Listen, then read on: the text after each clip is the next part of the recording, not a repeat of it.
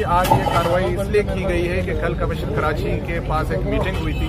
जिसमें जो दूध फरोश हैं जो उनके तमाम स्टेशन के लोग मौजूद थे। वहाँ ये बात इस पे डिसाइड हुआ था कि सबसे पहले जो फार्मर्स हैं जो ओरिजिनल सरकारी रेट पे वो अमल करेंगे 2 दिन में, तो उसके बाद अगले हफ्ते हम बैठ के कॉस्ट ऑफ प्रोडक्शन को देख के बाहमी तौर पे एक रेट डिसाइड करेंगे। बट अनफॉर्चुनेटली आज 2 दिन गुजर चुके थे, एसोसिएशन की तरफ से, फार्मर्स की तरफ से अपने रेट सरकारी रेट पे वो नहीं दे रहे थे, जिसकी वजह से बुनियाद पे हमें मजबूरन कार्रवाई करनी पड़ी, एडमिनिस्ट्रेशन को, पुलिस को एक्ट करना पड़ा। आज हमने कहीं यहाँ पे 20 से 25 गाड़ियाँ रोकी हुई हैं और वैसे मकसद यही था कि भी आप सरकार की बात सुनेंगे तो हम आपके साथ मिल बैठने के लिए तैयार हैं, जो जायज़ रेट्स होंगे उस पर अमल किया जाएगा। तो अभी मुझसे कुछ एसोसिएशन के लोगों की तरफ से अभी राब्ते किए जा रहे हैं, तो उसी सिलसिले में हम कोशिश कर रहे हैं, क्योंकि ये गाड़ियाँ हमने कंफिस्केट की हैं, तो ये गाड़ियाँ आज अभी हम रिलीज़ कर रहे हैं ताकि दूध इनका ख़राब ना हो। कल वो मेरे पास आ रहे हैं, बैठ रहे हैं,